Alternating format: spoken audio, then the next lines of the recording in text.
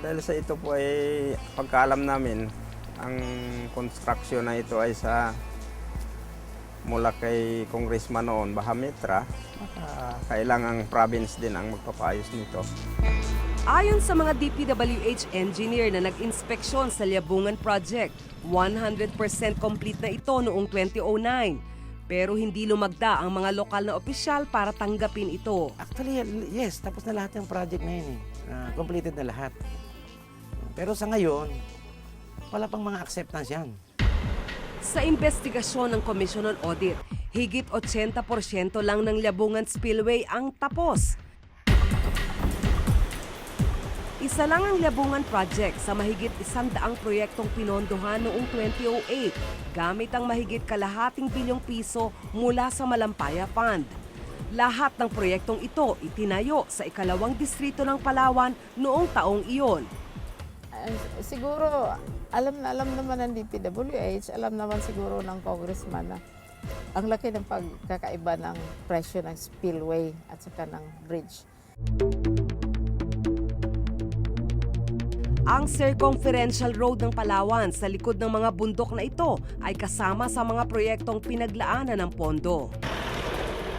Ang 5 kilometrong Aramay-1 Road section, 20 milyong piso rin ang halaga.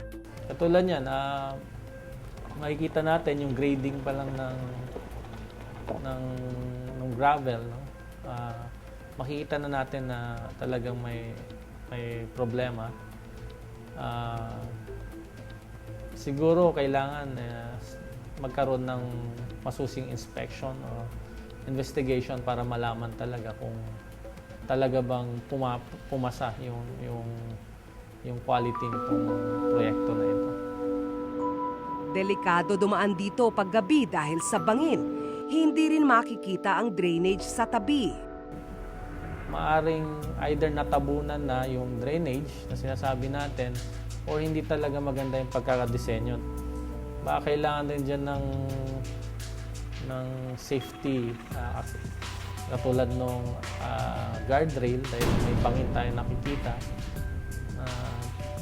Dapat nilalagay sa ganitong mga lokasyon sa daan para protection sa mga gumagamit nito. 2 oras mula rito, matatagpuan ang isang proyekto ng road section sa Quezon at Punta Baja. 2 kilometro lang ang haba nito pero ang presyo tumataginting na 20 milyong piso rin. Pero ang kalsada parang higanteng sungkaan ang itsura, maraming butas. Ibig sabihin, merong mga unsuitable na materials, no, dun sa kalsada na or road project na ginawa. Ibig sabihin, hindi maganda yung quality ng soil under the road. Kaya nagkakaroon ng ganyang mga depekto.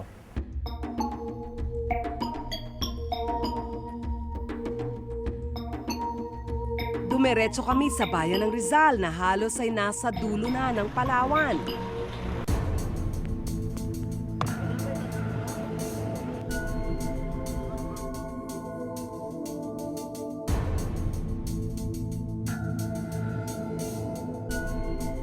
Ang ilang bahagi nito ay proyekto sa ilalim ng Malampaya Funds sa halagang 20 million pesos din.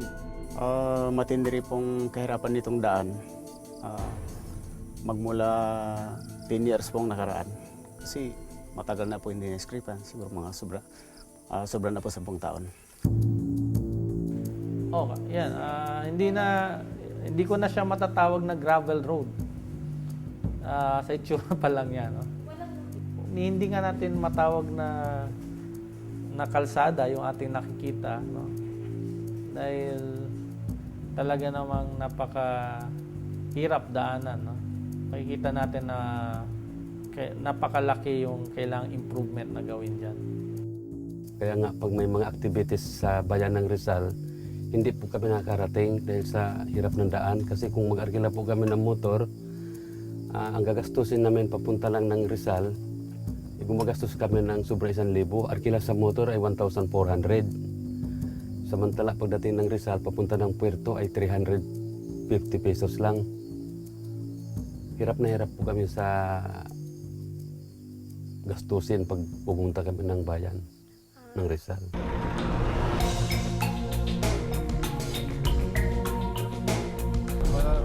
Makulok din yung kasi bundok mo, may mga akyate, medyo may maharapan din sa hinda. Inabutan kami ng ulan at dilim. Liblib ang lugar. Itong mga road projects sa mga rural areas o mga remote areas, talagang isang napakalaking challenge sa ating lipunan.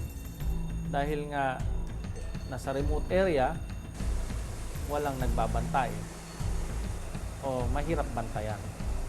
Kaya yung quality kasi, kailangan binabantayan yan as the project progress.